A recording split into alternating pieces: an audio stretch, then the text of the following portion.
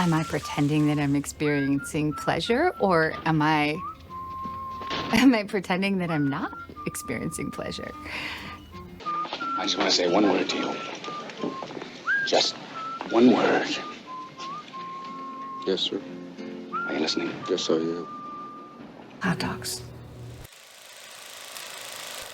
My name is Devyn. My name is George. And this is Medicinema, your healthy dose of film.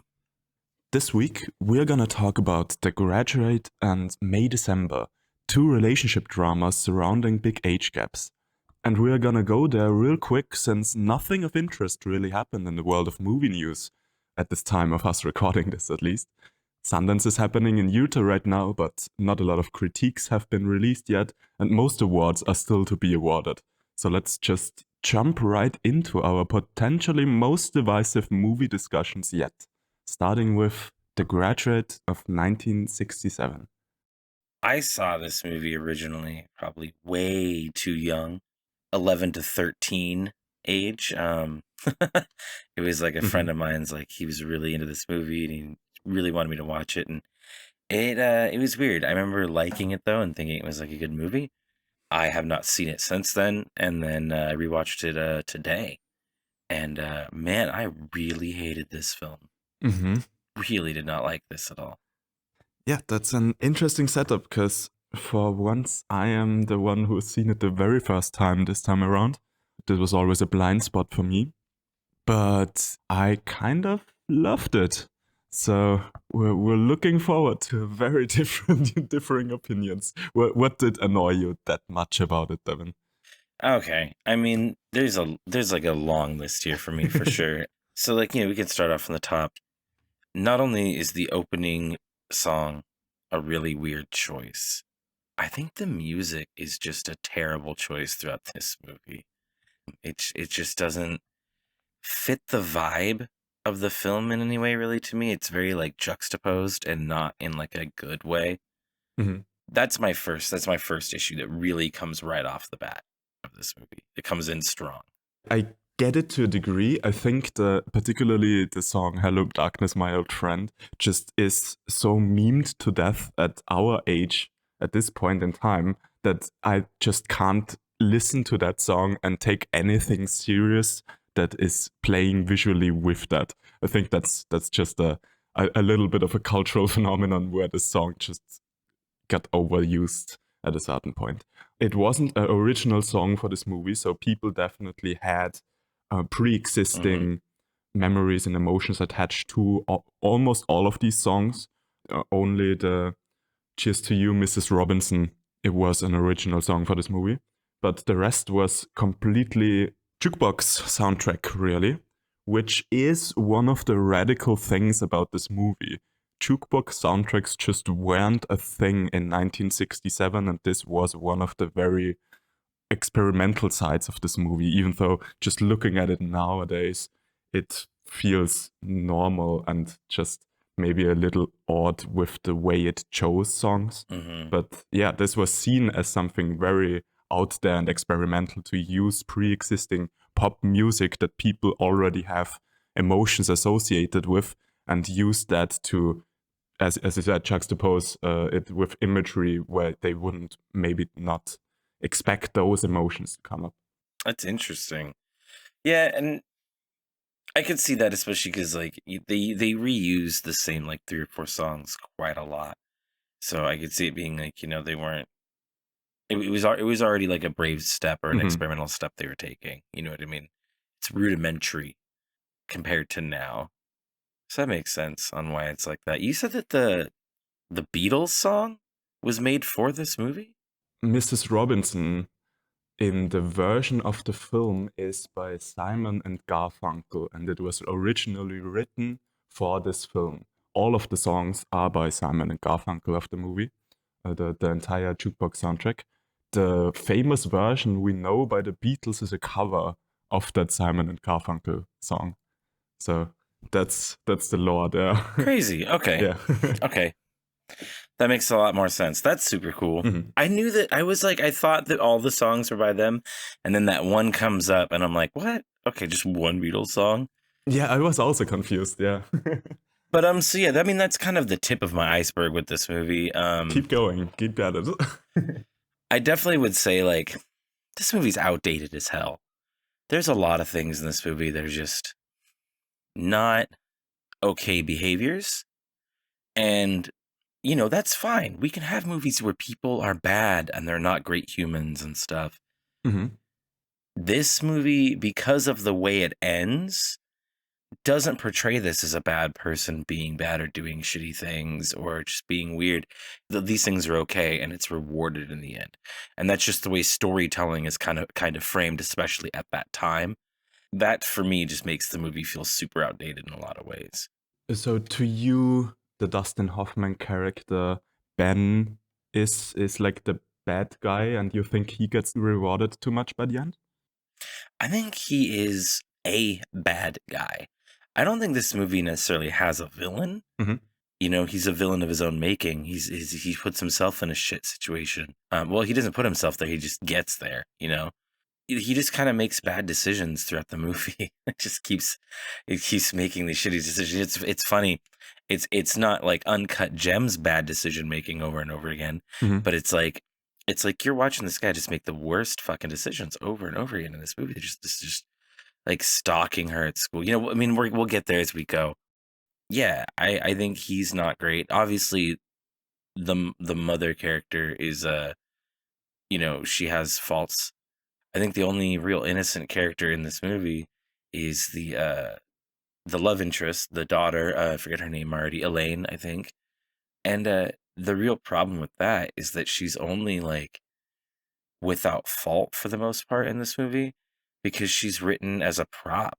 That she's like got no personality. She's got nothing about her that makes her a person. She's just kind of a tool within the movie. She's a very badly written person.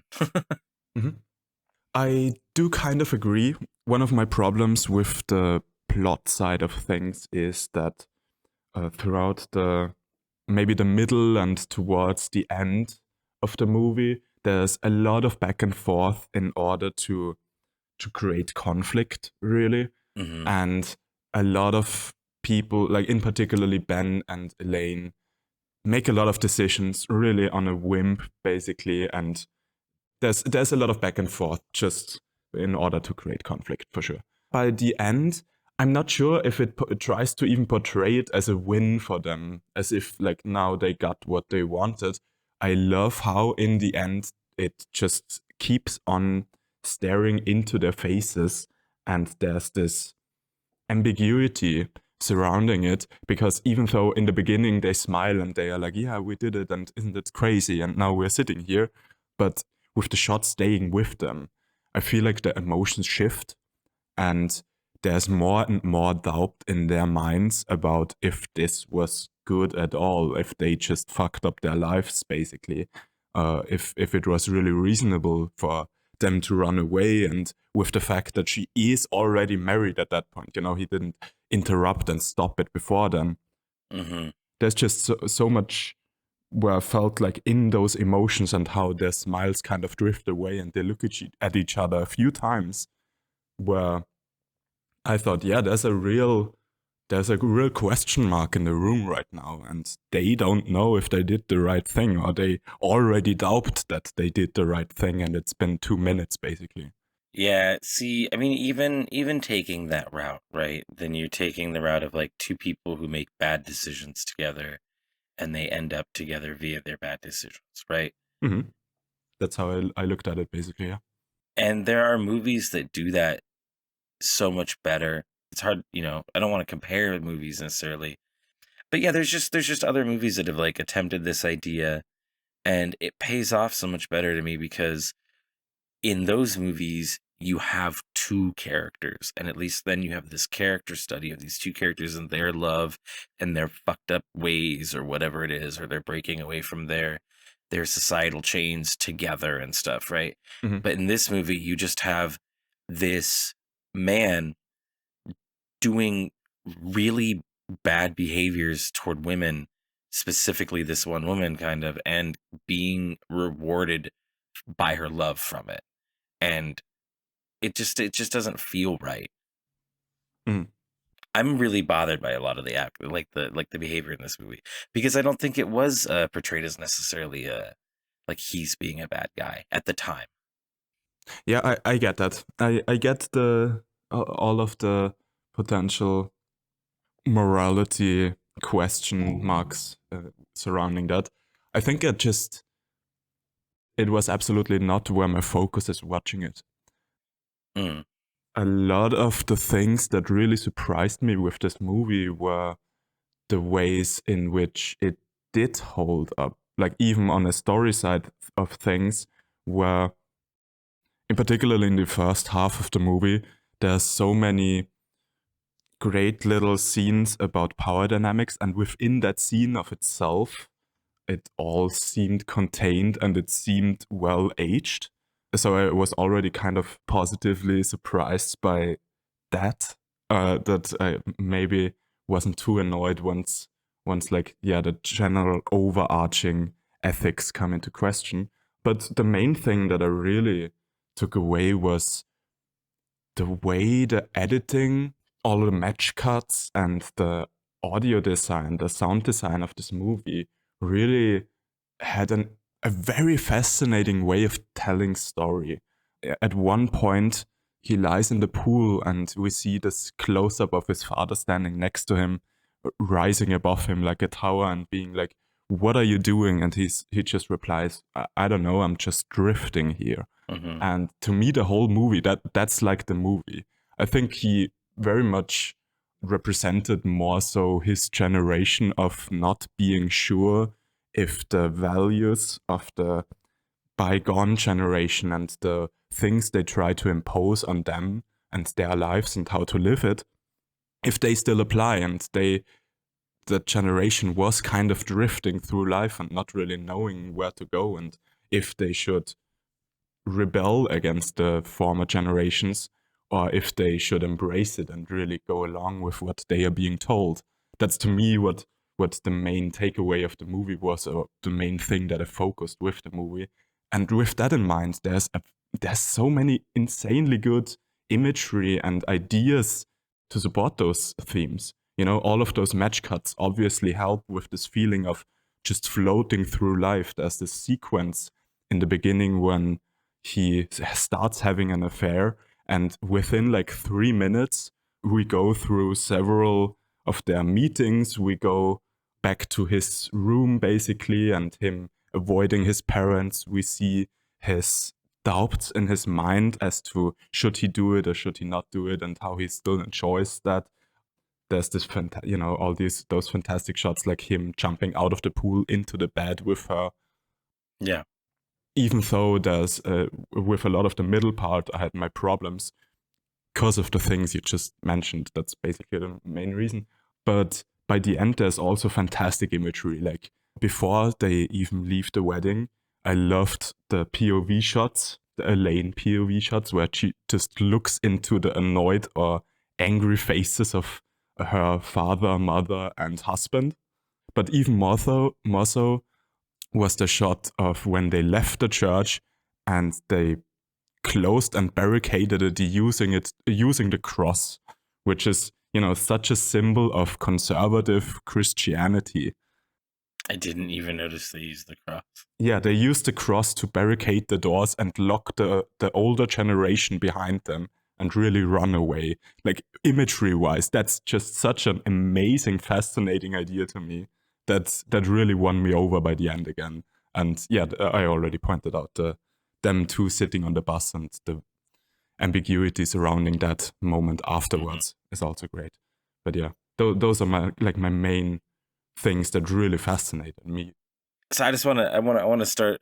I like that, by the way. That's a really deep way to look at a lot of that imagery. I think that I was too separated by that point to try to be invested in the imagery in such a way to like see that stuff, because I had already by those final moments, I'm not like checked out of the movie, like not watching it, but I'm like, I'm over. I'm waiting for this to be over. You know what I mean? I get it. I've been there before. It's like really hard to, at a certain point, it's really hard to get rid of it and objectively look at something because you're already so occupied with that part of your mind. Absolutely.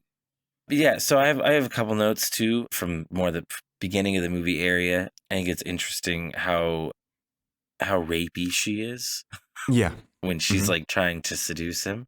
I think that's a really bold take, and I thought that was that's not like cool, but like it's pretty progressive to have a woman be so like that kind of weirdly forward in a movie like that. Absolutely. And that's interesting. I also want to point out, and right around that same scene, that the very iconic scene of the shot with the leg, and he's framed by her leg or whatever, right, is like less than like 10 frames long or something. It's a quick shot. It is so small. And it's also, I realized, usually misquoted. I think most people say, "Are you trying to seduce me, Mrs. Robinson?" is what most people say the quote is, but it's actually, "Mrs. Robinson, you're trying to seduce me, aren't you?" Mandala effect. It's like, well, a lot of people get those quotes, it's like people getting the Star Wars quote wrong, like, "Luke, I am your father." It's not the quote. That's not what he says. You know what I mean? He says, "No, I am your father." He never says Luke at all. But yeah, there's a lot of quotes like that get misquoted, so it's interesting. This is one of them. Whilst we're still at the beginning, I just wanted to point out one more imagery that is fascinating. The very first time we are in his room, he is shot through the aquarium. Like you see him as if he is underwater. And I think that's already, like with underwater coming back a few times, I think that's already kind of an imagery representing the pressure that is really put on him and how he feels like he's suffocating in the expectations of his parents and stuff like that. Yeah. Him drowning and stuff. That makes sense. I like that.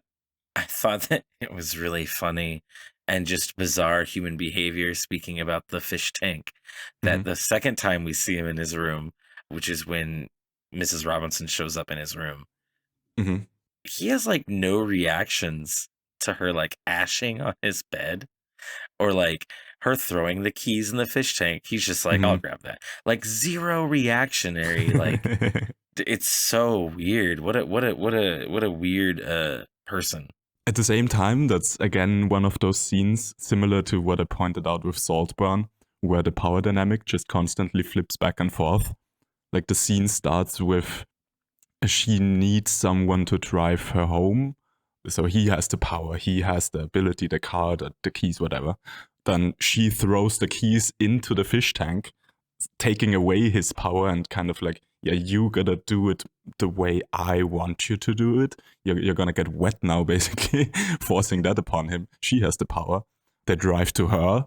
He's on the steering wheel. He makes all the decisions. He has the power again. And by the time they arrive, she lets him get up, open her the door, and she commands him to get into the house, So taking over the power again. And that all happens within like 3 minutes. I always love when screenplays find little ways to flip the power dynamic back and forth that quickly. I recognize this power dynamic, and I think it can be played really interestingly a lot of times. Not as much in this movie as another movie we'll talk about today. But this is it makes me gag a little in my mind because the power dynamic, if you get down to like the real raw of it, is she is fluctuating him between lover and child. Oh yeah. But what I'm going to say is she doesn't take the power in the dominant sexual way. She takes it in a motherly way and in like in a parental way. And even in the last moment when she's offering him, like showing her body to him and stuff and like being like, "I am willing to do this," right? In that moment, she's actually being subservient. She's not being like the top power in that moment. She's holding the cards, yes, but she's presenting in a subservient form. And that's when she's like presenting him as lover. And so that weirds me the fuck out. I get that, like on a purely visual aesthetic with her literally dropping all the armor, if you want to call it that, and completely revealing herself. That's absolutely her giving up power. But I think with her just like body language and the confidence she brings to that scene, I really felt like she is still in full control throughout the scene, She fully is. which makes it an interesting power dynamic again. She's never not. Yeah. She's never not. From the moment that she tells him to drive her home, she's never not in power. Mhm. She's just presenting power. Yeah. And that's the reality of that moment, is that he never has power throughout any of this. True. Is that she's just giving him the illusion that he has it. Which is a really interesting point to make in the 60s. There's so much nowadays, obviously, talk about this concept of grooming and stuff like that. And there was so much acceptance surrounding the whole topic just a few decades ago. Priscilla wasn't a big, scandal when Elvis took a 14-year-old home to the States with him.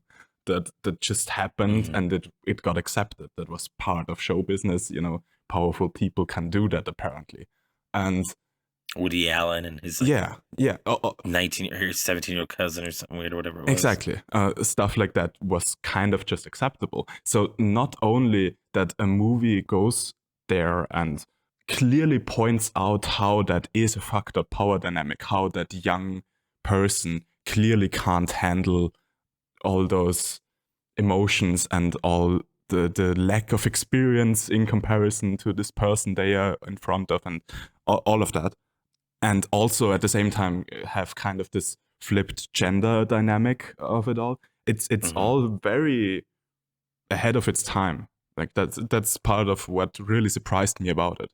I think it is funny that they make the conscious effort to, when she's offered everything to him, he's 20 years old. And then when he acts on it, it's right after his birthday. True. So he's officially 21. So I think it's kind of funny that this isn't they're both just consenting adults.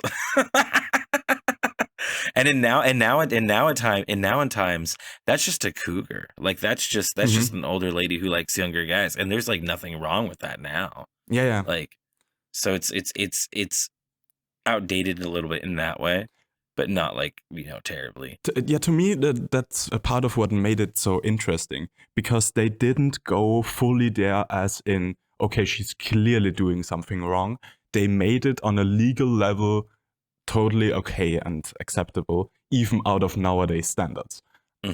But they still went there as in, he is clearly uncomfortable. He is clearly overwhelmed with the situation. And if those two, with that age gap and him being adult at that point, him being a legal adult, if that's still so overwhelming and so uncomfortable for that person, then what does that say about actual like age gaps that aren't even on a legal level okay? Like, to me, that was more powerful, that even though he is an adult, that they portrayed it like that. It's interesting, especially like he's the one that actually engages in it in the end. Like in the actual act, he's the one that goes forward with that. He calls her, he sets up the time, right? And then I think it's kind of funny, this whole sequence of him being at this hotel and like trying to impress her and like court her in some way. Like that's still important, and she's just like there to get laid. Yeah.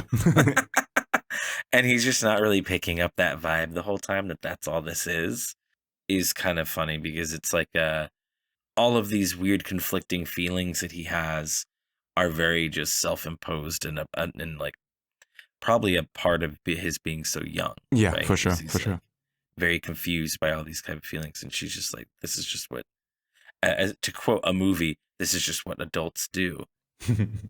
I do want to point out another one thing that happens right around this time.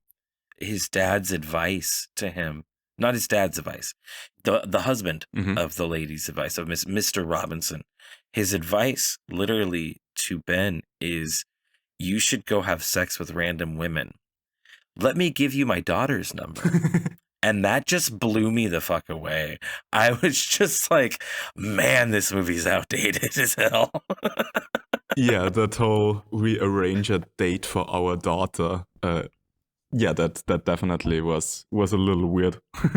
Well, I mean, that's actually, you don't talk about it as much really in comparison to a lot of other cultures that do that.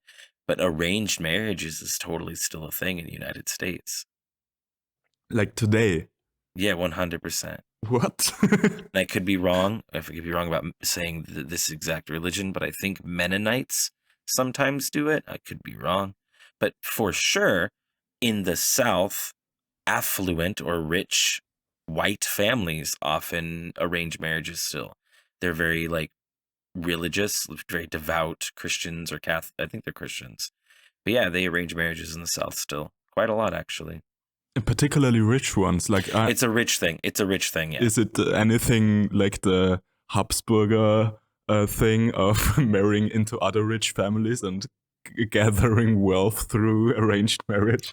100%. 100%. Oh my God, that's so wild. And that's part of it. And it's also part of like, you know, there definitely is a matter of like the South and those type of families wanting specific bread lines, even to a degree. Do you know what I mean? Okay. Yeah. Is a thing. Oh my God. Yeah, and it's a whole thing. I knew a girl that was part of one of those situations, and she got out of it and stuff. Damn. The fuck. Let's return to the Grudge. Yeah. heavy talks. Yeah. So he finally does. The dad like forces him to take out the daughter. Yeah, basically. Mm-hmm. Mrs. Robinson is so mad about it. She's so angry.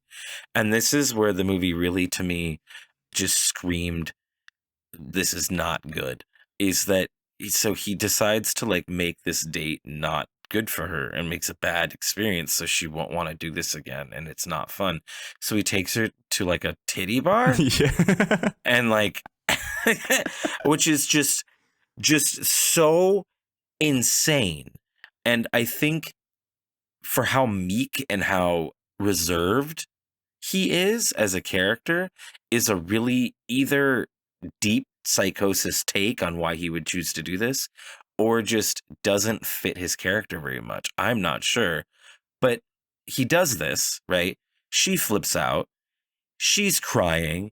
And he forcibly kisses her. And she's just like, okay, I'll listen. What? Yeah, that What? didn't age well at all. I get it. You know what I think right there? I think the red flag doesn't fall far from the tree. Because her mom's totally red flags too. Yeah, that's true. That whole scene is just so insane to me that's the basis of their relationship. It's something that I think older movies struggled with that new modern movies are so much better at. Is in old movies we would often just show two people meeting, a slight interaction, and then montage a bit of time of them spent together, and then you're just supposed to be like, these people really enjoy their time and they love each other. Yeah. Whereas modern films really want to explore, why is it that these two people love each other? What is it about these two people that make them connected? And what are the human elements that make them a real breathing couple that you want to believe in, right? Yes, that being said, in that very scene of the date and when he tries to sabotage it in order for her to not like him, whilst yes, the kiss is like forced upon and absolutely rapey and not okay, but despite that, I really got the feeling of the way that date developed. I could feel an actual chemistry between those two characters. And to me, it felt like he's really doing his best in trying to sabotage it and goes very extreme with it, obviously. But he kind of can't help it because they really have chemistry. And by the end of it, he can't help but have a good time with her. And to me, that really came across. And also, just a quick note on the titty bar, there's kind of this interesting thing, because how radical that move must have been. Because, Taxi Driver released in 1976, 9 years later. And there's that scene where on his first date, he takes her to erotic cinema, to a porno cinema. See, that fits the psychology of that character. Yeah. I'm just saying, it's here he purposefully tries to come off as a psycho to push her away. I know it's very extreme and very over the top, but I kind of accepted it due to that. But I think it's a very radical move as a movie to make the decision in 1967 and just do that. And I will say that you're not wrong that like this moment, you see that the chemistry's happened between them and that there's something there, right? Mhm. My problem with that is that we get such an introduction about who this guy is and what he's about and the kinds of things he's feeling, and we get so little from her that that interaction is shown to us that they are obviously having feelings or whatever, but I don't see why she's having any feelings because I don't know anything about her. Like I said, I think to me she's often in this movie just written like a prop. Yeah, I get that. That's absolutely true. She is underwritten for sure. I'm like, I don't get why he does the titty pop. Like I said, that's a crazy decision for him. But I get why he does certain things in this movie because it's part of his personality, right? Mhm. The things that she does, like being okay with the forced kiss and some other actions she does throughout the movie, I have no explanation on her person of why she would do that shit. Mhm. And it feels weird. Yeah, I don't even have that much to counter to that. I mean, but that's also, like you said, it's the part of the movie that falls apart a little bit for you in that sense too. Yeah. So I mean, that makes sense. Before we move on too far along the story, there's a interesting little meta thing with the whole nervousness of the character and how he kind of doubts himself and doubts his actions in the first half of the movie. Because Dustin Hoffman in the screen tests was extremely nervous and not confident at all in himself. He completely doubted that he would be right for this role. He didn't even want to go to the screen test. He was like shaking the whole time and sweating and in a very meta way, kind of representing the main character throughout the first half of the movie, just on set, which I think is interesting. And maybe it added to his performance at that point and was kind of a reason why he got the role in the first place. One more thing on his casting, and again, a thing on how times have changed. His casting as a lead in this was seen as extremely controversial because people considered him not attractive enough as a lead protagonist in a movie. That's so bonkers to me. Like how a Dustin Hoffman, like he's attractive. He's not an ugly man at all. But in 1967, apparently, the standards of Hollywood were still so ridiculously high that a person like Dustin Hoffman was considered an everyday man and way too average for people to, believe that he could ever be a womanizer. Maybe a good relation to that character that they were trying to portray by choosing him, honestly. Mm-hmm. Yeah, the director insisted on him. Like he said, he has the best chemistry with the other actress. He works for the role, and he wanted someone relatable. But just like hearing all of that as like just out of the perspective of 2024 and looking at that imagery at the same time as you hear those people talk about how he wasn't attractive enough, I was just kind of in awe. I like Dustin Hoffman. I don't know, like I said, I don't know if this is like a big standout role for me for him. It's one of those situations where like he's good in this movie. He's very good. He performs very well. He's very believable as his character. I don't know that somebody else couldn't have done it though. I think maybe other actors could have very well tackled this role. Yeah, sure. I'm not saying he like owned the role to a degree where no one else could have done it. But I definitely liked him. This wasn't nominated for anything, was it? I think it got a few nominations, but it didn't win anything. It was one of those situations where it was a bit too wild and too experimental for the Academy Awards, and a more classical film won. That makes sense. Yeah, it was nominated for Best Director, Best Actor, Best Actress, Best Picture, Best Supporting Actress, Best Adapted Screenplay, and Best Cinematography. 7 nominations. Wow. And That's it pretty impressive. Didn't win one of them. That's okay with me.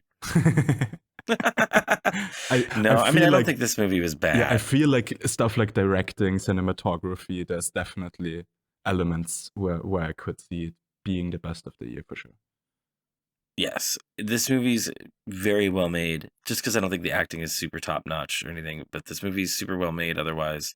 I like the technicalities of this movie, but it just doesn't hold up now. I bet I would have loved this when this came out. If I was alive then, this would have hit me a lot, probably harder and differently than it did now.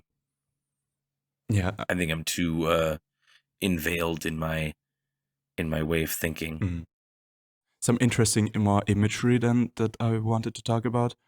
The shot where he storms into the house and kind of tries to talk to Elaine and tell her about, the affair I told you about was actually your mother. I love how that gets revealed visually. He doesn't even say it, he looks past her onto the mother. She turns around, sees the mother, turns back to him, and there's this slow focus pull onto her face. No word being said, no cut, no camera move, even just the lens shifting the focus plane is everything that happens within that shot. And as her eyes come back into focus, they start tearing up.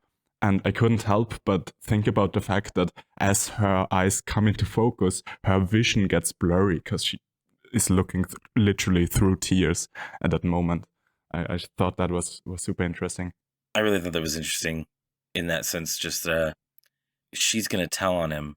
So to stop that, he goes to tell on himself, Mm-hmm. Yeah. It reminds me, there's like a quote that I think it's like, whenever faced with destruction, man will always opt to destroy himself instead. Mm-hmm. It's a very primal thing. It's very like fight or flight response. I thought it was interesting that was the route he chose, because it's a very illogical, not thought through response. And it kind of demonstrates how, like you were saying, they do things on a whim. Yeah. But just pretty much how everything he does from the very beginning of the movie with the booty call to the end of, like, breaking in the wedding, everything he does is just purely based on an emotional response. And this guy doesn't function on any form of logic, really. Yeah, I was just taken aback for a second there, just as you used the word booty call. That's just such an abstract thing to think about when you're talking about a 60s movie. But yeah, that's absolutely what it is. You're so 100%, right. Yeah, he literally called it. He literally called it. It's like, hey, where you at? Like, yeah, you're absolutely right. I'm at the hotel. it's so out of its time, the term booty call. It's just, touching a bit more on the experimental side of it, I guess. Mm-hmm. This was incredibly stylized, like not only for its time, but still the way these shots kind of draw attention to themselves was really not a thing in Hollywood in the late 60s. Like you already pointed out, that shot filmed through her legs that is obviously famous, mm-hmm. or the POV shot of him wearing the diving goggles. Yeah, that was an interesting shot, and it's silenced off and everything too. Mm-hmm. Yeah, and yeah, exactly, the sound design and how everything is muffled, and this very much is hyper stylized and like drawing attention to itself. That must have been super daring at the time too. So much of the movies at the time really tried to make the camera disappear, where this idea of just submerging the viewer into the story and never using anything that could rip you out of the experience was so dominant, and so this hyper focus of films at the time, that this must have felt wild to look at a POV shot of those goggles just jumping into the water, and you're constantly reminded through the edges of the screen that, like, I'm watching a movie right now. This is not like actually happening. This isn't a story that a friend had experienced or something. This is made up, produced in a studio setting for the screen. I paid for this. You have those constant reminders, but it absolutely worked for me. I liked it, and I feel like they're probably only tangentially related most times, but this moment where he jumps in the pool, you don't see it from any perspective but his own, right? Mm-hmm. Like, there's a lot of movies that feature a moment where a character kind of listfully walks off and like falls or jumps in a pool, and you focus on them morosely standing underwater or something. Mm-hmm. I think there's a scene like that in Ferris Bueller's Day Off, I think, even. Mm-hmm. I wonder how much of that is like a reverse take of that shot. I wonder if anybody ever did that on purpose for that reason. Oh, for sure. This movie is super influential. Like, I think probably due to all those wild decisions, this was super influential on young filmmakers at the time that would be the big filmmakers of the generation after, like in the 80s and stuff like that. I know that there's a lot of people who were heavily influenced by this movie, and I guess we're getting to it later on, but May December by Todd Haynes was also, again, one of those instances where they took inspiration from The Graduate. So it's still happening to this date. This movie is definitely influential as fuck. Interesting. It's a unique story. I think it's fun that the idea, the prospect of this, of a younger guy being with this older, more powerful woman in a lot of ways, or whatever, was so taboo at the time. And now there's dating websites for it. You know what I mean? Like, it's really interesting how far we've come about that. Because of the disconnect now and where we are now in society, I actually had a really hard time really feeling the connection between this and our next movie. Interesting. I understood it on paper, right? Like on paper, it makes perfect sense. But when you actually feel the movies, this is just a cougar. This is just a cougar and a younger dude, two consensual adults. I mean, yes, but like to me, a lot of it was about how she kind of manipulates him, how she uses her age advantage and her power advantage to really manipulate him into being that toy that she wants him to be, basically, and how she tries to keep that up, using that power further to, keep him from her daughter and keep their thing going and not, disrupt anything in the way things are. And to me, that really was with May December, where we'll get to it, but that part really resonated with me with that. I think it's funny that in this movie, they focus on this main line of him and the mother, right? And then they switch it up to him and the daughter. I think that took away for me for everything you're talking about, like how she treats him and the power dynamic and, treating him like a child in a lot of ways, right? I think a lot of that is removed as soon as the daughter is introduced and the movie really changes tonality. Yeah, I agree. Which is funny. As we get to May December, I wish that movie did change tonality instead. So we're going to get to that when we get there. But I think that's funny. There's a flip for me on that. Interesting. Yeah, to me, it felt like a kind of continuation with May December, where if you just took the first half of The Graduate and then things played out differently, May December could be a sequel. Man, I would hate that version even more of The Graduate, given the age numbers in May December. May December is definitely more Oh man, I would not want to see that movie.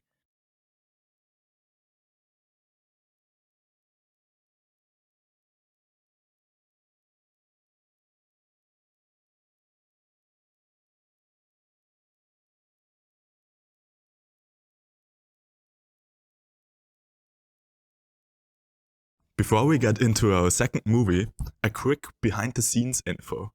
We recorded this in 2 sittings and the Oscar nominations dropped in the meantime. Since we haven't really spoken about any news in the beginning of this, we might as well do a little Oscar talk now. Devyn, did you take a look at the Oscar nominations yet? So, I'm looking at them right now as we speak, and I'm seeing a lot of movies that I did not see. There's only probably 3 movies, I think, that I actually watched from the entire Oscar list. But you know what? The one that is popping out to me out of this list that I'm really excited about is that it looks like for cinematography, El Conde got nominated, and that's awesome. Anytime that a foreign film is nominated at the Oscars, I'm really excited. And El Conde is a great movie, great, abstract, artsy, experimental black and white film, really dark satirical comedy. And that's awesome that it's even on this list, to be honest. Yeah, great shout out to El Conde. I think it's the only nomination it got, sadly, but hands down, it very deserved cinematography nomination. The cinematography is so good. It's been a while since I've watched it, but I still have several shots in my mind, just very impactful imagery. Yeah, there have been a few weird things. So I have seen a lot of this actually this year around. I'm still missing a few of the big ones. I've not seen Killers of the Flower Moon. Probably Zone of Interest. Yeah, Zone of Interest I have yet to see. American Fiction I'm still missing. Napoleon I'm still missing. I'm kind of waiting for the director's cut streaming release. Yeah, there's a few. There's a few weird decisions. I mean, the big thing circling online discussion right now is surrounding Barbie and, you know, the Yes. Ryan Gosling nomination and no nomination for either Greta Gerwig or Margot Robbie. Yes. I think a lot has been said about that already, so I don't want to go too far into that. I have other points that I want to talk about, but the main issue isn't really that Margot Robbie needed the nomination and Ryan Gosling didn't deserve it. Both of them were great. Like, I think both could have deserved the nomination. Like, that people have pointed out, obviously, you know, those aren't the same category. The fact that Ryan Gosling is nominated has nothing to do with Margot Robbie not being nominated. They aren't directly competing within one category, which is absolutely true. I think the bigger one is really the Greta Gerwig nomination, and furthermore, the lack of female nominations still within categories like Best Director. We have one female nomination in directing, which is Justine Triet for Anatomy of a Fall. But this year, you know, didn't have like one good female directed movie.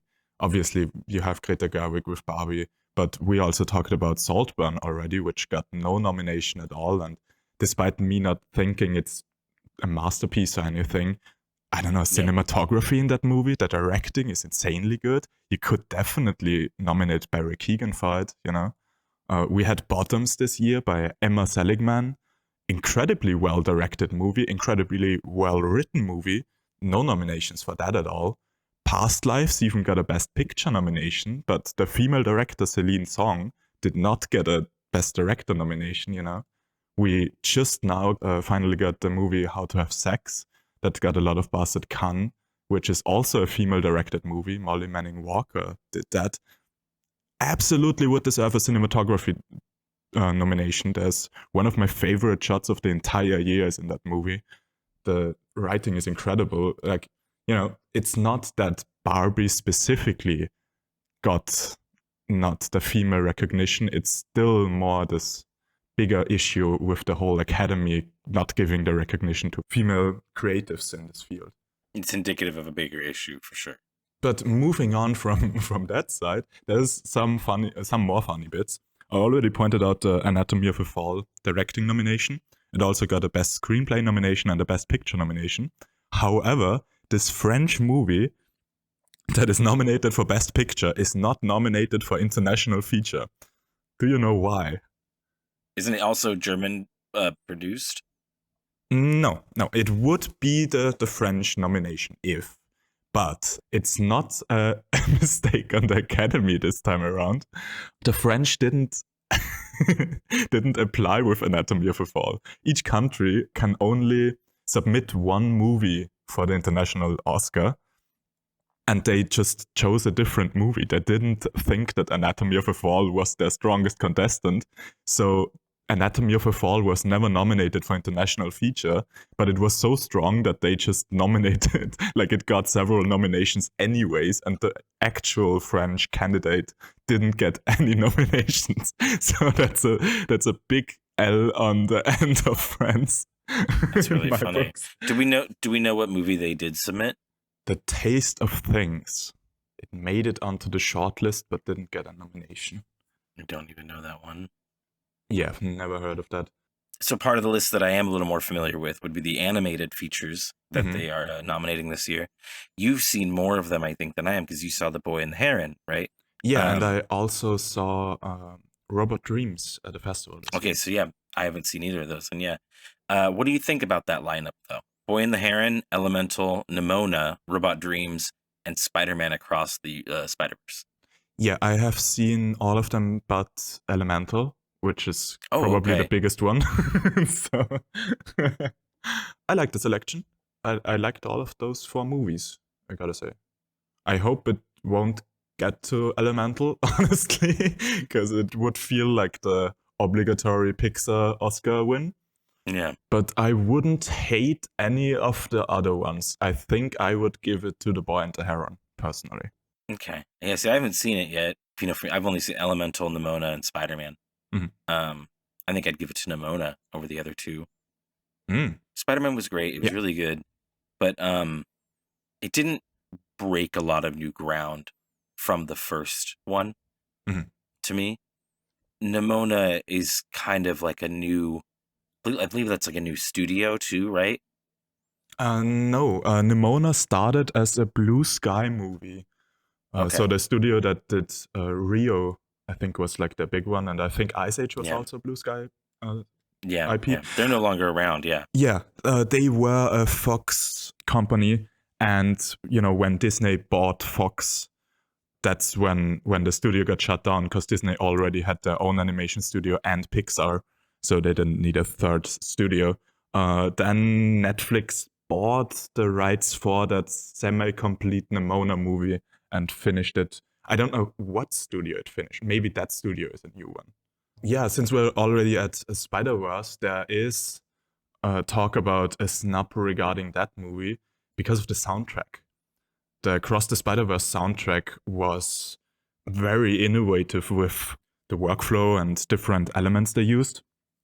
So they recorded big orchestral soundtrack parts of it, but they also used hip-hop influences, and there's parts of the soundtrack where they printed all of those orchestral soundtracks onto an LP and then literally scratched using that orchestral soundtrack vinyl and used elements of those. And yeah, there's a lot of innovation in the soundtrack of Across the Spider-Verse, and they didn't get nominated.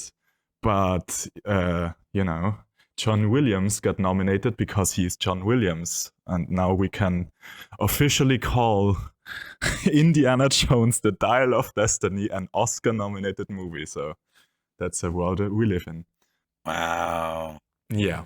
Like the one thing that I also wanted to get at is super funny to me is the differentiation between adapted screenplay and original screenplay, which should, it makes sense on paper, but there's weird niche cases, and we have one on either side this time around.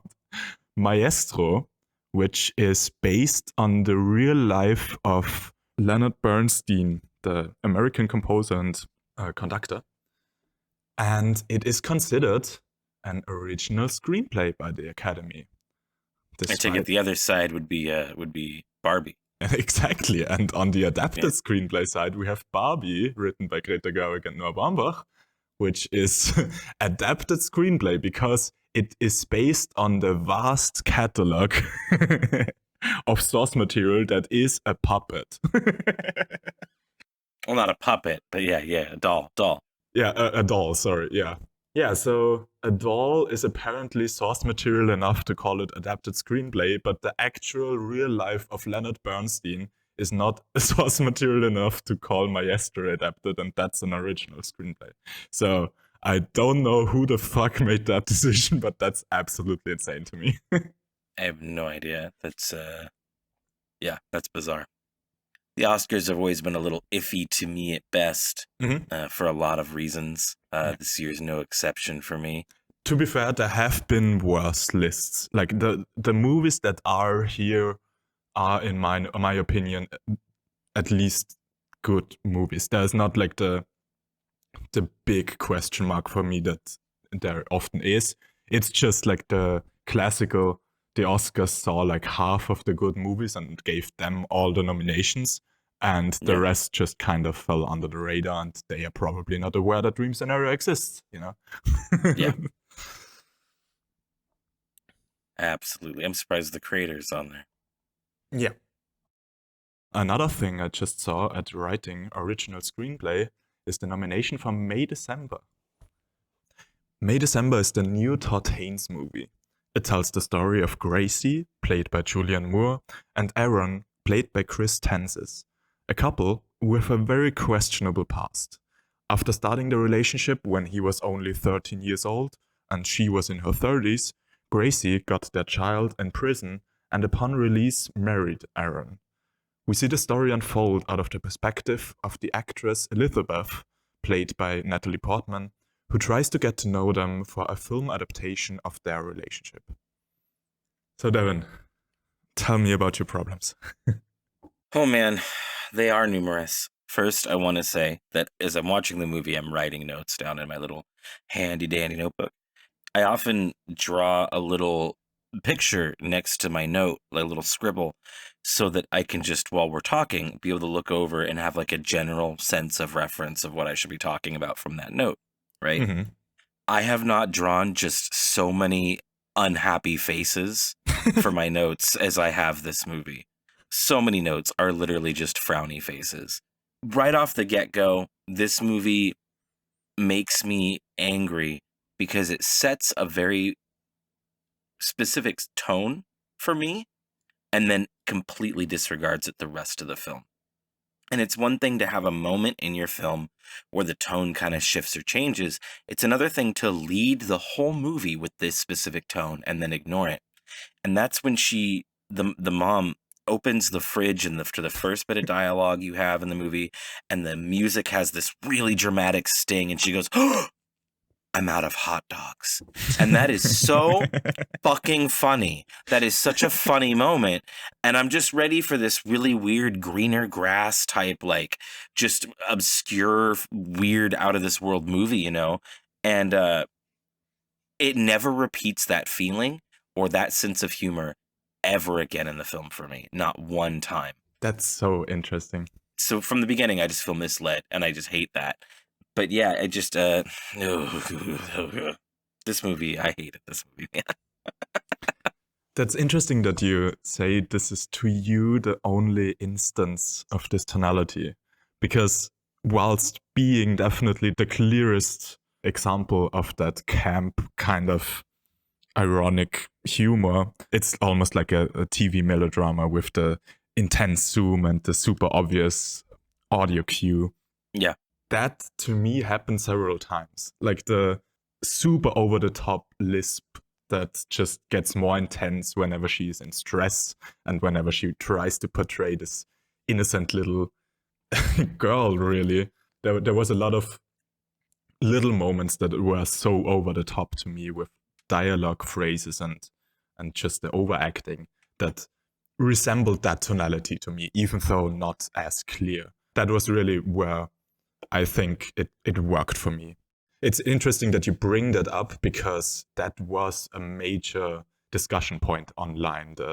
Can drama be at the same time camp, and what is even the definition of camp? What is the definition of melodrama? That was a lot of discussion online. Well, I think in this case, you know, like the acting, you know, which I think is its own whole situation, honestly. I think even in this case, when you have like something like the acting, that goes really good in conjunction and adds those layers of ironic melodrama, right? Is what you're kind of aiming at right here. Yeah. This hyper realistic, not real in any real way. And it's just, it's almost like out of a TV show type shit, like you said. Yeah. That works well with bad acting, or not bad acting, but overacting, right?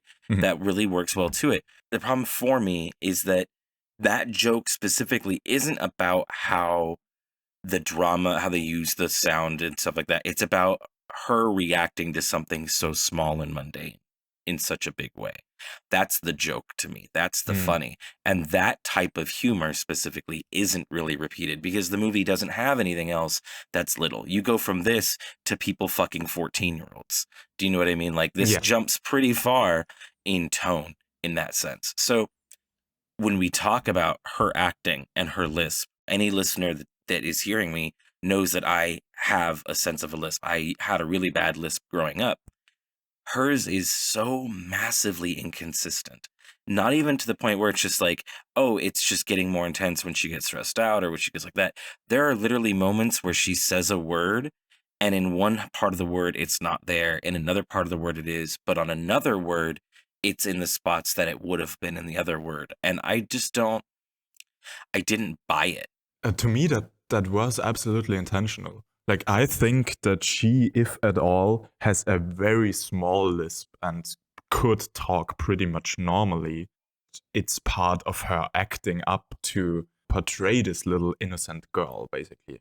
A lot of the things is in this movie is about how she portrays herself as the small one in the relationship, how she couldn't be the perpetrator really because he was always the adult one. He already had relationships before her. She only had one husband before him, you know? There's definitely power struggle there, Yeah. for sure, 100%. And she's portraying a lower power by acting baby. Exactly. And that's trying to revert. And I totally understand that. That's what I'm saying, though, is I think that if it felt more like it was in escalations, where like she is getting more heated and more distressed and the lisp is coming out, and instead of it just coming out and start being there like it would be naturally if you got stressed and you started forgetting about your lisp, it comes out in parts of words. And that has a repeating pattern that makes me feel like she just had a hard time saying those words with a lisp. This was a big part of my life, so I might be listening for that a lot stronger. Do you know what I mean? Yeah. That was just something that bothered me about her specifically. This movie otherwise isn't a bad movie to me. It's just, I hated watching it. I really like in the beginning of this movie how they portray the characters.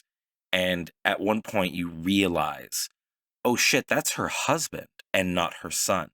The subtleties that this movie provides in the way that George sits, the way that he stands when she talks to him, the way he answers her, it's very parent-son interactions. They capture those nuances so very well that it's disgusting to watch. Oh yeah, for sure. Like the experience of watching this movie is not an easy one, but that's kind of what I'm here for. When a movie can make me super uncomfortable, purposefully make me uncomfortable, and confront me with weird emotions that I kind of, you try to avoid in your general life, then yeah, that's a feat that I praise highly. I respect that. There was definitely a bigger time in my life where I was more about that kind of stuff. I think I'm definitely at a point where I'd rather watch movies that make me feel happy about my life, happy about things. I still love watching movies that make you feel weird or twisted, especially horrors or things like that. I think with this movie, it hits home because I have children.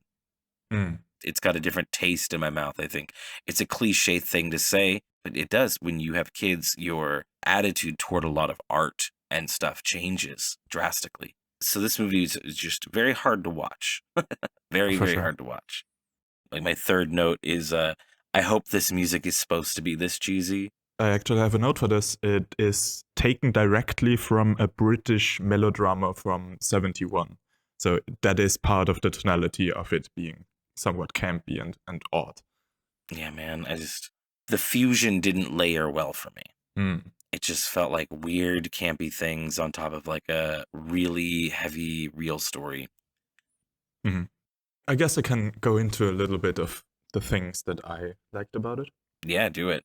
There's this idea of complicity of the film, like this general fascination of true crime as a genre and engaging and making almost celebrities out of serial killers and other criminals is kind of a way to almost justify their actions.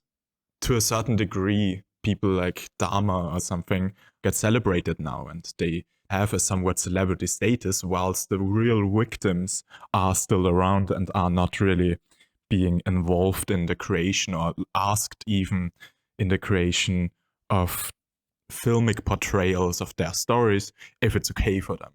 And I think it's interesting to see a movie kind of address this. Like, this is very much a film about the fascination of a criminal. Natalie Portman, the way she portrays it and the way she gets more and more obsessed throughout the story is really embodying the fascination of this weird person. You mentioned like how she gets really obsessed with it, right?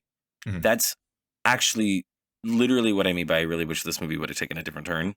First off, there's not really a crux, like an issue in this movie that needs to overcome. I guess, but there's still this underlying thing of maybe Joe can escape, maybe Joe can break out of it. Yeah. Yes, and that is there. I really was hoping and expecting for Natalie Portman's character to like make a move on one of the main character's kids, Oh or my god. or like, yeah, that's what I'm saying. I was expecting her to like become so embodied by what was happening, she was going to like repeat the actual process. I thought she was going to kill one of them or something, or it was going to turn out that she wasn't actually an actress at all, and that she was just a woman obsessed with this story or something.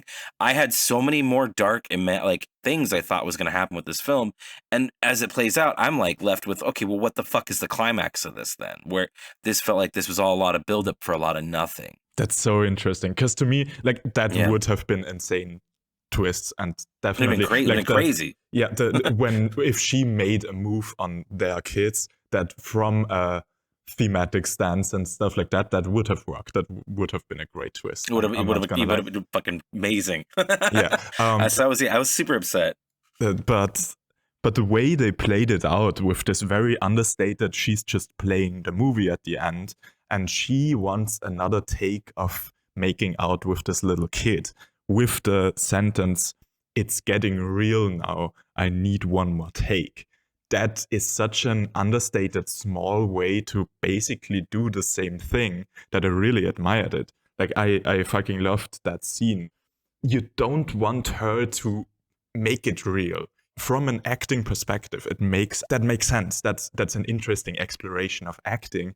But with the context of what it is that she's playing out, you so desperately want her not to make it real that it's an interesting dilemma. To me, that absolutely worked. I loved that climax in itself. I didn't think it needed anything more extreme than that. Just the thought of it becoming real was extreme enough for me in my mind. For me, going from, oh my god, we're out of hot dogs, levels of not subtle, like slap you in the face, to this ending, it just didn't, I don't know. This movie very much ramps down in a lot of ways. There's still like a lot of like ups and downs with things that are happening, but this movie very much, like, to me, ramps down as it ends instead of ramps up. Comes to that ending of she really just did the movie, and now she's gonna go and film it and goodbye, and leave these people just in behind to be forgotten again. Yeah, but at the same time, that puts into question, like, if you think about the Me Too movement and think about those actors that got involved with it, if you think about actors like Kevin Spacey that got cancelled due to that, and then think back on which roles they acted in and which roles they were really strong in, then you kind of realize patterns of, like, a lot of those people played psychopaths. A lot of those people played very morally questionable characters, and they played them fantastically well. So there's this weird undertone of, okay, did they play psychopaths so well because they were just psychopaths all along?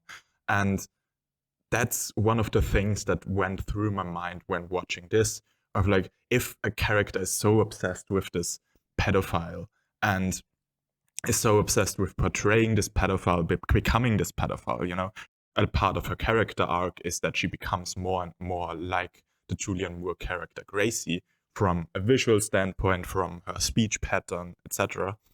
That it puts into question for me more and more towards the end, was she just, does she have those pedophile tendencies all along and just found a way to live them out without getting into trouble?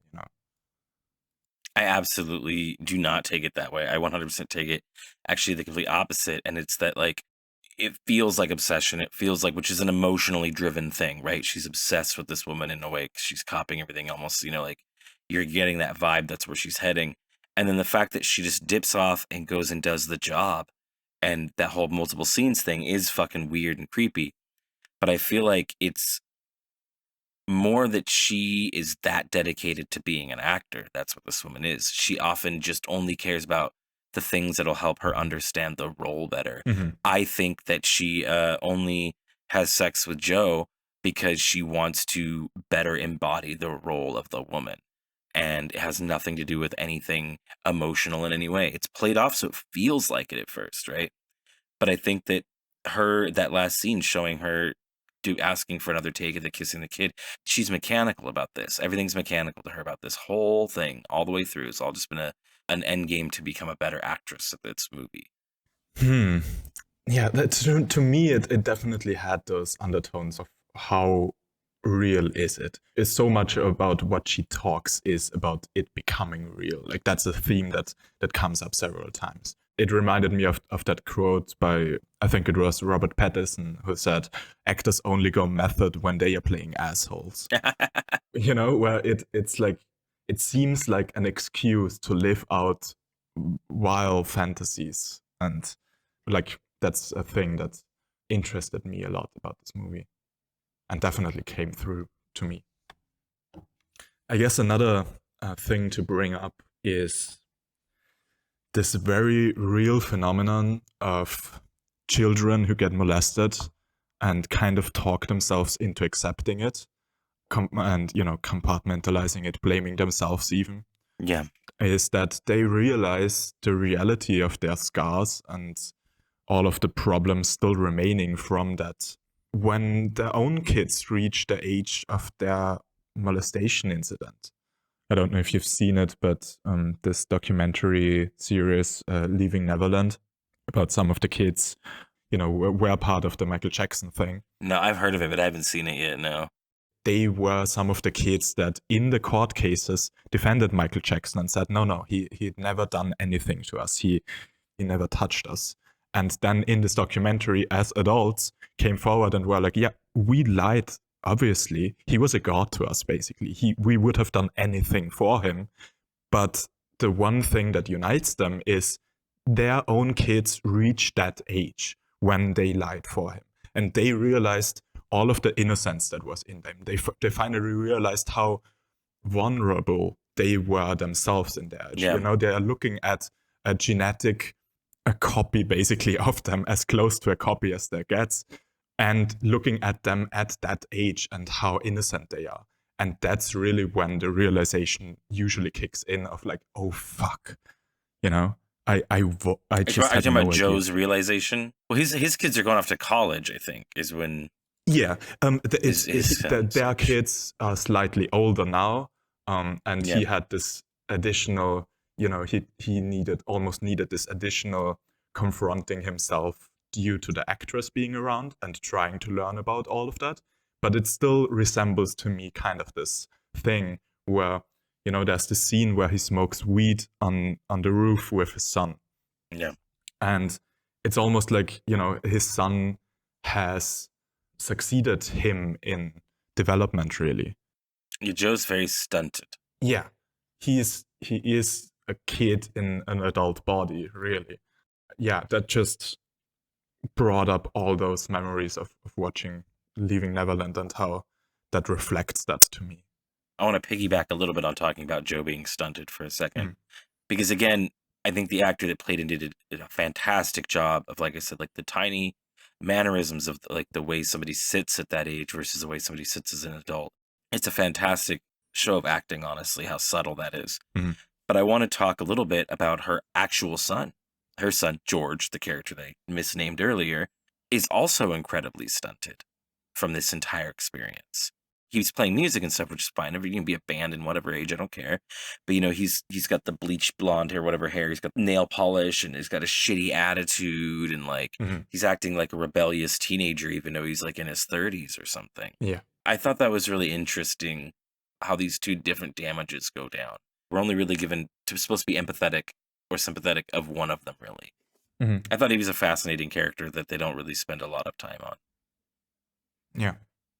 I mean, I gotta say, it didn't feel like we missed out on anything, but his inclusion and the way he is included was interesting to me. I want to get back to a little bit to this true crime side of it and why I think this movie portrays it well. Because it's obviously difficult making a movie about such an intense topic and making it somewhat funny, which obviously you already pointed out didn't fully work to you, but I think no, not at all. For me, it juggled that tonality really well. I was trying to figure out why it worked for me. And I think the genius thing about it is that we never laugh at Joe. We laugh at the over-the-top music cues. We laugh at the weird zooms. We laugh at the way Julianne Moore overacts in sad moments, the way her lisp is inconsistent and gets more intense when she tries to seem innocent. But we never laugh at Joe. The portrayal of Gracie might be like ambiguous. It doesn't paint her fully as a pure evil. She's obviously a person with problems herself, and you know, there's things to be said there, but it shows her as a human with flaws. But it definitely focuses on his pain and not her actions. Like traditional true crime would focus on, okay, how did she do it? How exactly did it go down? Focus more on the location, on their actual getting together. But this really focuses on his pain at the end of things. That's interesting because I think his pain is a byproduct of what's happened, right? Mhm. But I think that the focus is still on her and her behavior, because what I think we're seeing, or what at least I'm reading this as, right, is we are watching what 20 years of grooming looks like to a person. Oh yeah, for sure. These moments, like I said, where, you know, he's sitting on the couch watching TV with a soda and she comes in and asks him to do something or whatever.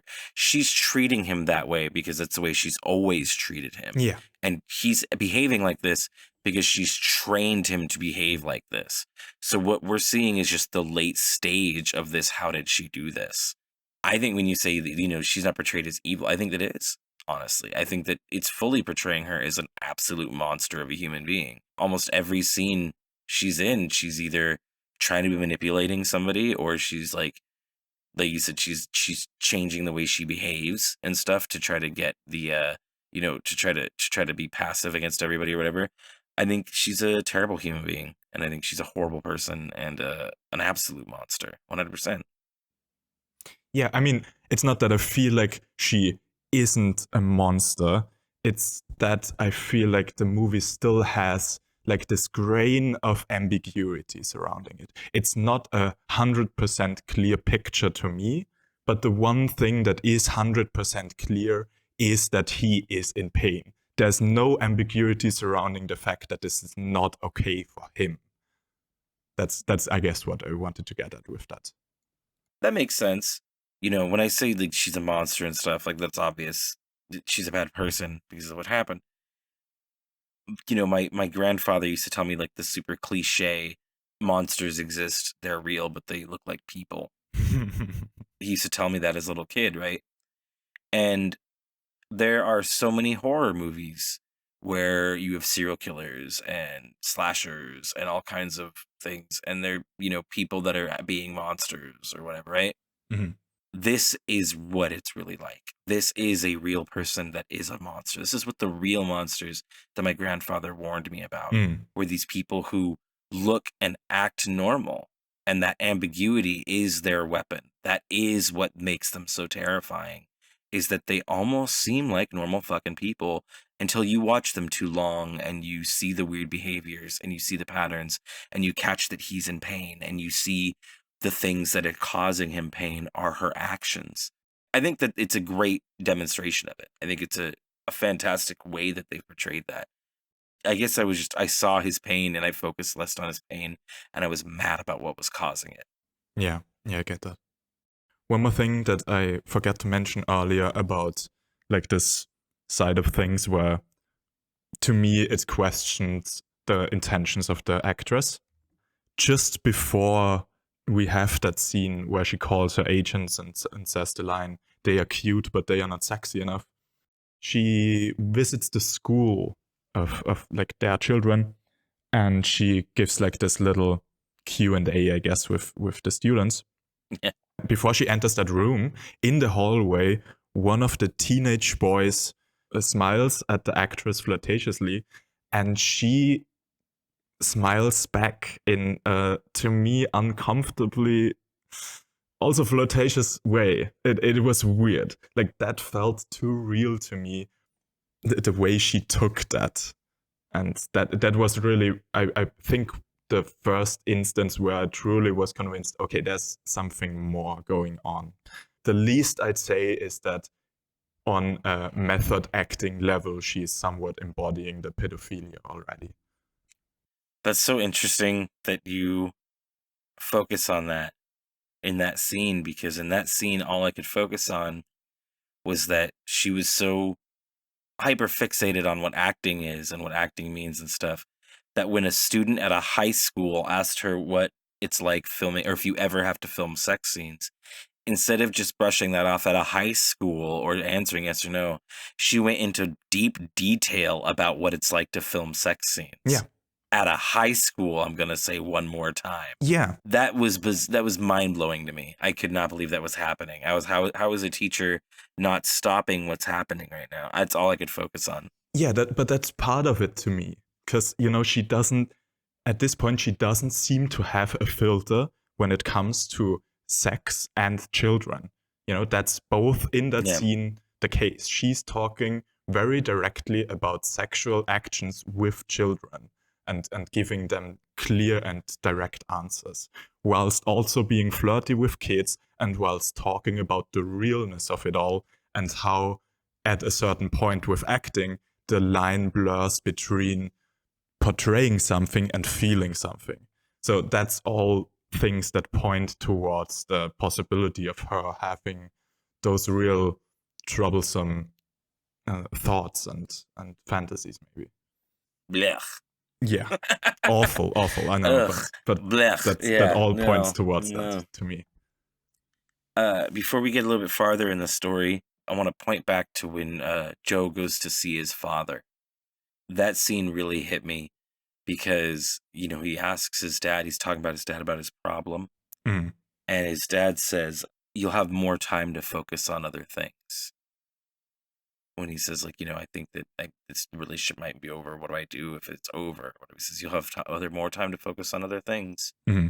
And he says it so nonchalantly that all I can imagine is that that's either what Joe said to him or what somebody said to him when Joe left to live with that woman. Yeah, for sure. And I bet you, and I really hated that, man. I really hated how vindictively sad that was. It really, really tore me up. Yeah, it shows some kind of complacency from the parents' side of things, that they didn't interfere with this. They didn't stop it. No, to me, it's the opposite. To me, it shows that he tried to stop it and that people were like, just let it go. Oh, and they interesting. he could, and he couldn't stop it because legally Joe was old enough at that point to be emancipated, like to go on and go live with her. He was like, but I'm supposed to be raising my child. You're my kid still. And people probably told him when he lost him, when he wasn't there anymore, people probably told the dad, now you'll have time to focus on other things. Even if that's the case, then that still shows, at the very least, a way how he justified it himself in his mind. That's the story he ran with. At least I got time. At least I have free time now. That sucks. Yeah. There's this imagery that I thought was beautiful of Joe bringing up butterflies, like caterpillars to butterflies. At least in my mind, it's his longing to experience growing up, experience becoming adult, something that he never really went through, but he's trying desperately to experience that in some way and helps those butterflies become adult and go out into the world and protect them from the dangers out there until they are old enough to face them. That's kind of how I saw that whole butterfly side story. I just thought it was like a vehicle for him to have the outside interest that leads him to like meet another person. I mean, it also works for that, but yeah. on a thematic side, I thought it was beautiful. It really is. And like I thought, he kind of like through exposition, he tells us its meaning to him about rebirth and going through a cocoon and all that kind of stuff. And I liked that, but no, I didn't read into it deeper because that's kind of, that's the layer they give you. This movie, how would I put this? I think it struggles with how subtle it wants to be, which is, I just said earlier, I hate when people say like it didn't do what it wanted to do. At least to me, I struggled with its sometimes really subtle messages and moments versus moments that are right in your face. So I don't know. I didn't look too deeply into a lot of things in this movie. Yeah, it's definitely one of those. I think there's not gonna be a lot of people out there who watch this movie and are like, yeah, that's okay. That was good. You're either fascinated by the tonality and by the way they did it, or you hate the way you did it. I feel like there's those two. Not a lot of in between. I also want to point out that she exhibits another thing that I think is really interesting in this movie, and it's it almost seems like she has Munchausen's.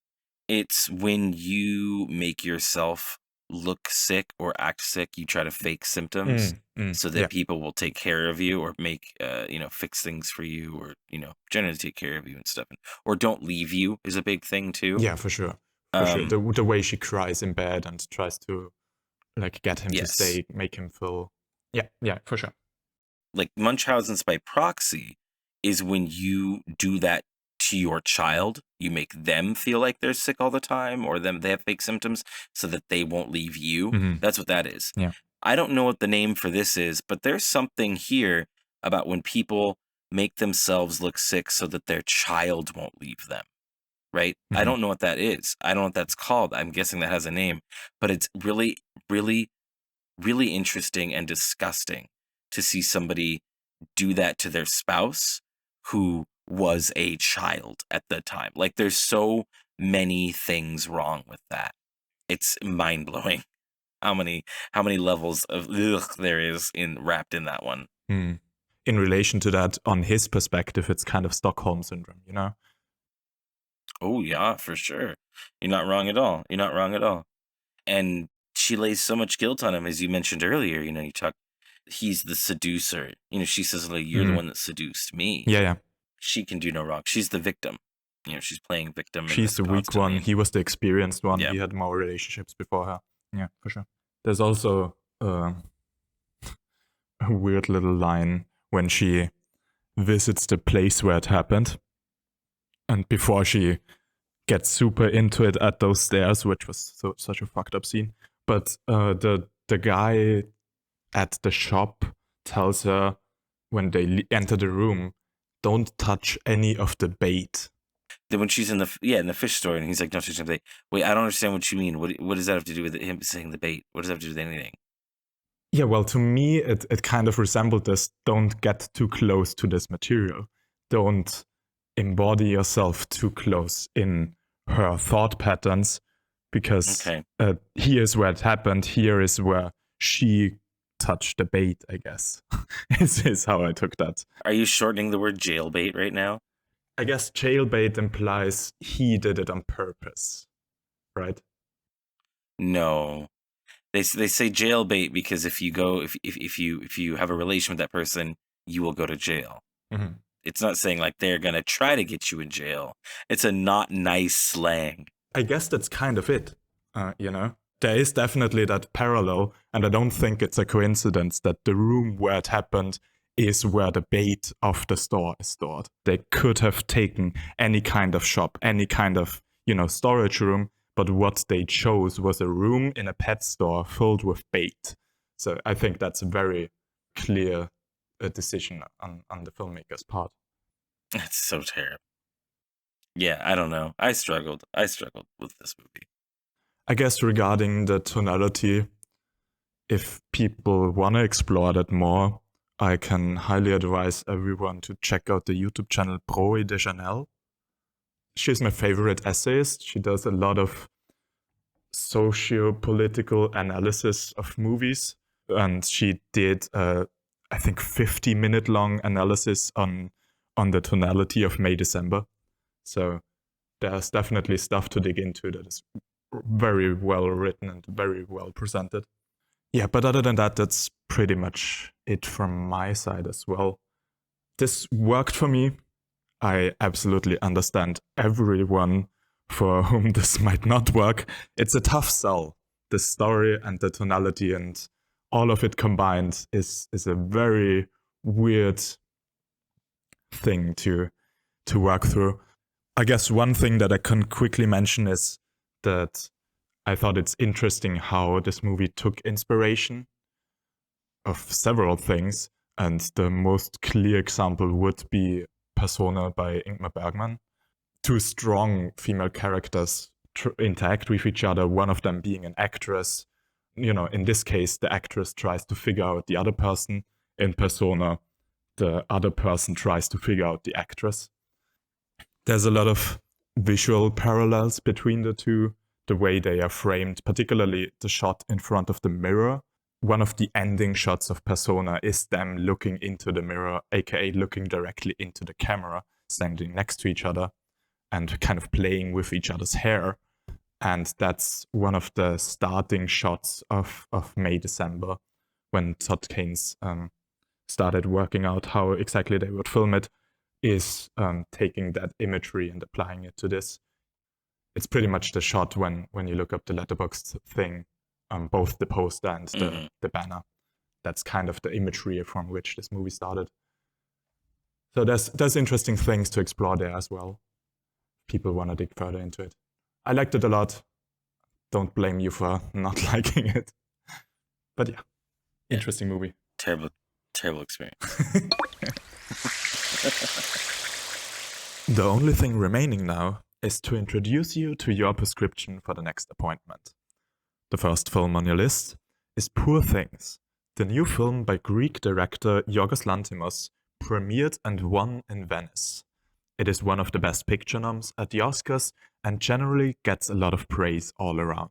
It is a visually very impressive movie that draws inspiration from the classic Frankenstein and tells a story about empowerment and self-agency. It stars William Dafoe, Emma Stone, and Mark Ruffalo. Our second prescription is the 1990 Hugo Award-winning Tim Burton feature Edward Scissorhands. The movie marks the beginning of Johnny Depp and Tim Burton's longtime friendship and numerous collaborations.